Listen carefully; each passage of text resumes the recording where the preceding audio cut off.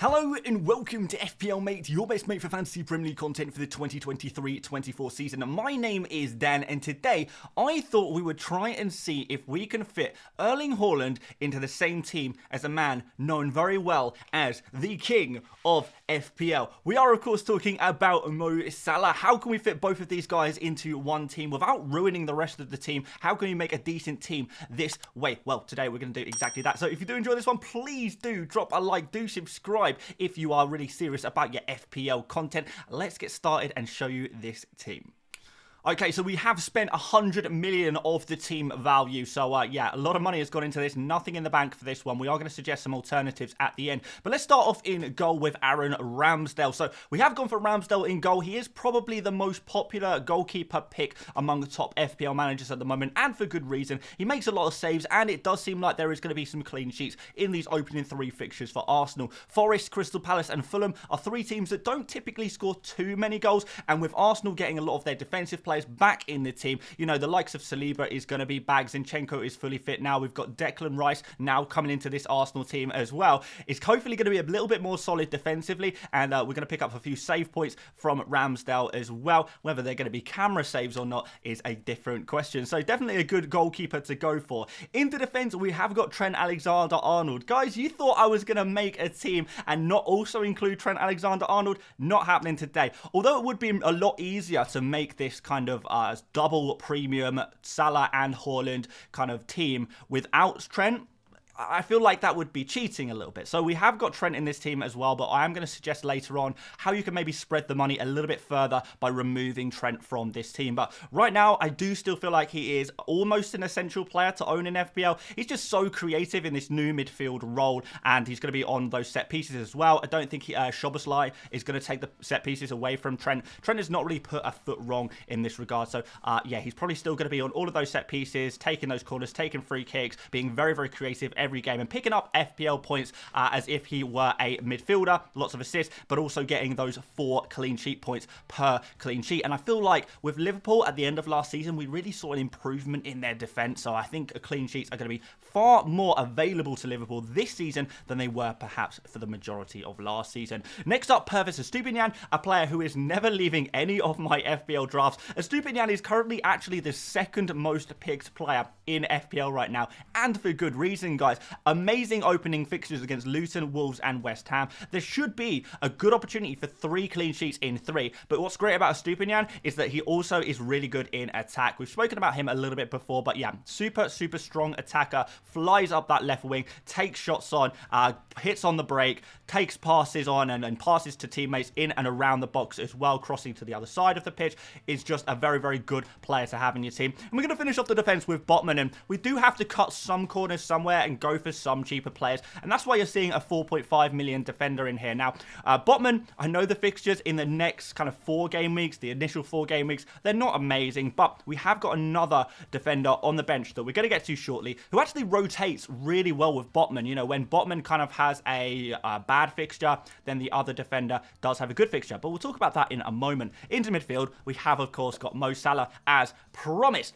Maybe I should be giving this crown to him instead, but for now, I will wear it. But yeah, difficult fixtures for Liverpool. But Mo Salah is such a good player that we feel like he probably could do the business in these games anyway. Particularly in that Bournemouth game. And I think a real advantage of making a team with both Salah and Erling Haaland in is that you can switch the captain's armband in Game Week 2 to Salah versus Bournemouth, where Man City actually play against Newcastle. So that's kind of a tougher fixture for them. So really good opportunity there. Salah is going to still be on penalties, we imagine, and, you know, hitting really well on the counter-attack. He's been doing well on counter-attacks recently. Let's just see what he can produce. I still think he's a very, very valid FPL option. It's just difficult to squeeze him in, but that's what we're doing today, guys. We have also got Saka in this team still. Again, another player who I feel like is near to essential. Definitely a player that we should be seeing in the majority of drafts at the moment, and I think we are, to be fair. On penalties, really good attacking numbers as well, and a player who is constantly improving. Star of this Arsenal team, or one of the stars at least of this Arsenal team,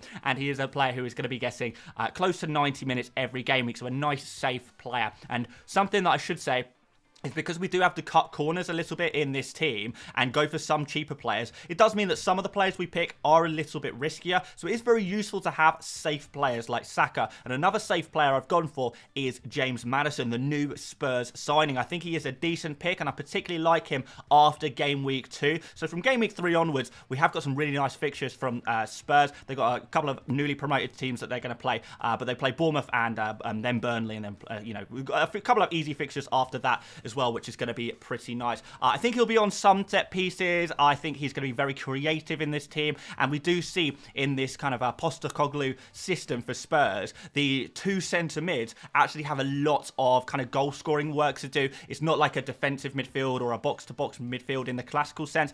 He is very much going to be an attacking midfielder, and he's going to be in and around the box constantly during those Spurs attacks. So he's going to be very, very crucial, and that's why he's been signed for Spurs, and I think he could do really, really well in this new position.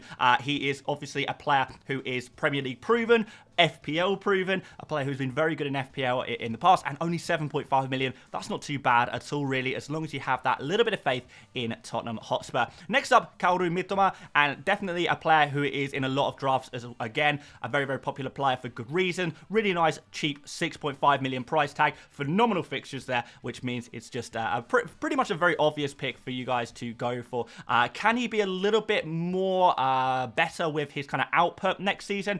I think that would be nice. He's getting into a lot of good positions. Obviously his technical ability is very good. I would like to see him improve his finishing and maybe improve his creativity just a little bit more and pick up a few more FPL points, but it's definitely something that is possible, particularly with these opening fixtures. I think a player like Mitoma could have a really nice haul against a team like Luton Town at home on the opening weekend of the season. That's going to be an exciting one, and so much so that we do enjoy these Brighton attackers that we are going to go for one more, and that is Julio Enciso, the Paraguayan one-day kid. He is a player who a lot of people have kind of identified as maybe a bit of a hidden gem, but I have to say he is becoming less and less hidden. He's up to 10% owned now, so a lot of people have got their eye on this player, again, for very, very good reason. At the end of last season, he was getting a lot of attacking contributions in the limited minutes, and he was kind of bedding more and more into the team. Now, McAllister has obviously left Brighton, which has left a hole, a gap in that kind of attacking midfield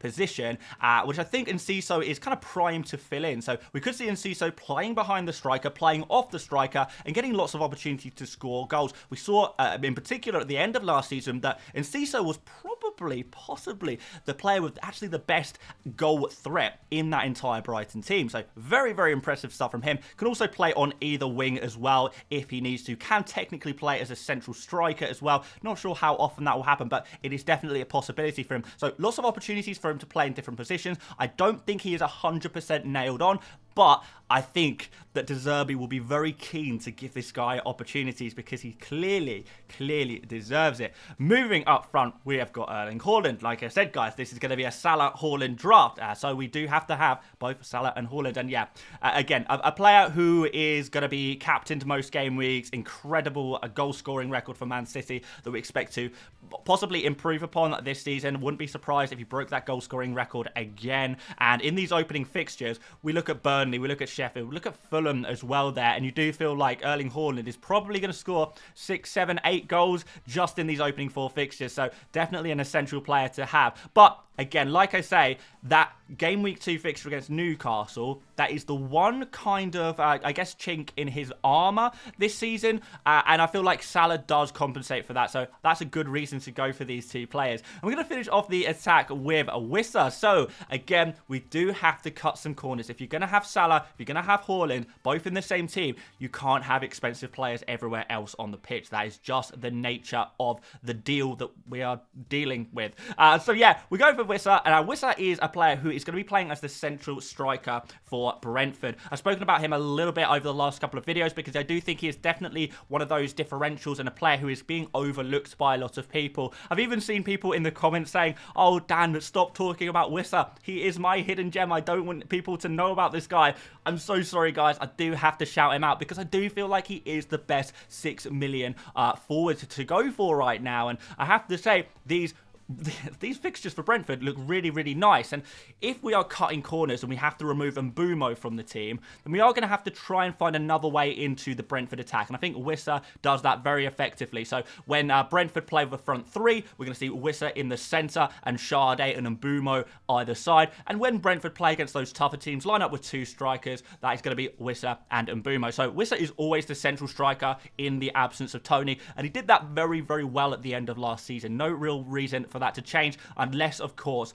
Brentford do sign a new striker. But I'm not sure that's going to happen. I think Wissa and Mbumo can do the job until Tony returns in January. Now, let's get up the bench, guys. We've got Areola again in as the backup goalkeeper. I feel like he could potentially compete with Fabianski for that #1 shirt. We've got Rico Henry, who really, really nicely rotates with Botman. So aside from maybe game week 1, which is a difficult one, it is a difficult one, in fairness, against Aston Villa for Newcastle. They could keep a clean sheet. It is a home game, so it could go quite well. But after that, Man City, Liverpool and Brighton for Newcastle. Whereas our good friends at Brentford have Fulham, Crystal Palace and Bournemouth. And then after that, we see Brentford's fixtures not look so good beyond game week 4. And that's when you can bring Botman back in, and Botman can be your starting 4.5 million defender. So these two players, Rico Henry and Botman, both 4.5 million and rotate quite nicely.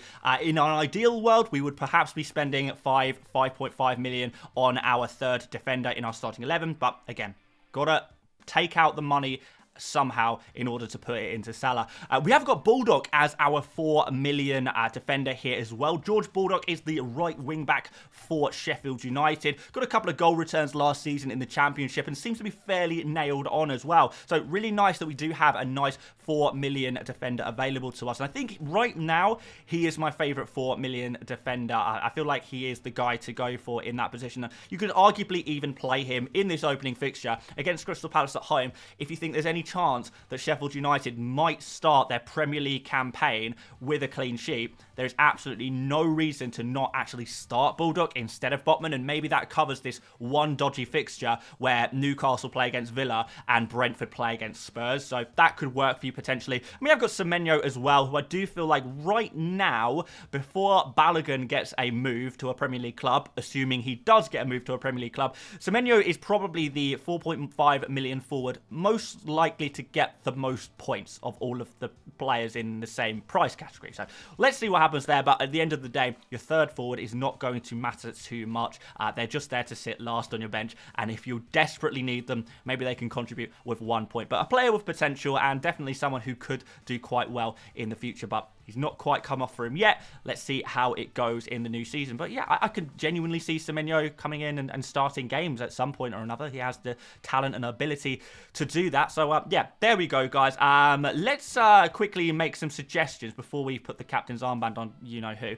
So yeah, if you did want to spread the money a little bit further, then the way to do that would be to downgrade Trent Alexander-Arnold, and that allows you to more comfortably have Salah and Haaland in your team. Now, I'm not sure I would do this personally, but if I was to do this, I would probably want to get in on Manchester United somehow. So I would downgrade Trent down to Luke Shaw. That would free up 2.5 million. And with that 2.5 million, you can kind of go a variety of directions. You can maybe upgrade Enciso to an Mbumo, for example. That would work pretty well. And you could take the extra 0.5 and maybe invest it in an upgrade on Botman. You can maybe go for Gabriel at Arsenal, something like that, and double up on the Arsenal defence. Although I would prefer to leave an attacking slot open for Arsenal, to be honest. But we could also upgrade Maddison if you really wanted to. There are lots of, Manchester United players like Fernandes you could maybe go for if you can afford to do that with like an extra 1 million. Stick it in there somehow. Don't quote that one. That sounded a bit nuts. But what I'm saying is, guys, that if you were to kind of improve this team because you are not happy with the spread of the funds, Trent would be the player to downgrade there. But overall, I don't think you need to be honest. I'm looking at this team and I'm thinking this is a perfectly viable Salah and Haaland draft that I actually really like. I would be up for using this one, to be honest. I think it's a really good one. Let's put the captain's armband on Erling Haaland, of course, in game week 1 against Burnley. How can we not? With the vice captain on Mo Salah, though, because, like I said, he is the king. In game week 2, we'd obviously switch that captain's armband back to Salah, and then beyond that, it's Erling Haaland time. And by the way, guys, I should say, even if you do decide to go for a Salah draft, it doesn't mean you have to keep Salah. If it doesn't work out, or you're not happy with Salah, or you want to get rid of him after the Bournemouth game, there's nothing wrong with downgrading Salah down to, I don't know, Bruno Fernandes, or a Marcus Rashford, or a Martin Odegaard, or a Phil Foden, or something like that. And you can use the funds that you've kind of saved to upgrade Enciso to someone else, or Wissa to someone else as well. So if you start off with Salah, remember, you're not locked into that. You can change your mind later on. But if you feel like it might be a safe option to start with him, that's absolutely fine. And something like this is how I would do that personally. Right, I think I could take this crown off, guys. Thank you so much for watching. If you did enjoy this one, please do drop a like. It really does help the channel so much. And do subscribe if you are new around here as well. If you would like me to try and make a Salah, Haaland, and Kane team, let me know in the comments, because I was thinking, is that possible? Is that something that can be done? Can we make a decent team with Haaland, Salah, and Harry Kane? I don't know. Maybe we'll give that one a go in the next couple of days. Let me know if you'd like to see that one. Of course, do check out Fantasy Football Hub. Their link is in the description. And follow me on Instagram if you want to see my latest draft. I posted that on my Instagram stories last night, so you can go check that out on Instagram. That's Instagram at FPL Mate or whatever. There we go, guys. Thank you so much for watching once again, and I will see you later, mates. Bye-bye.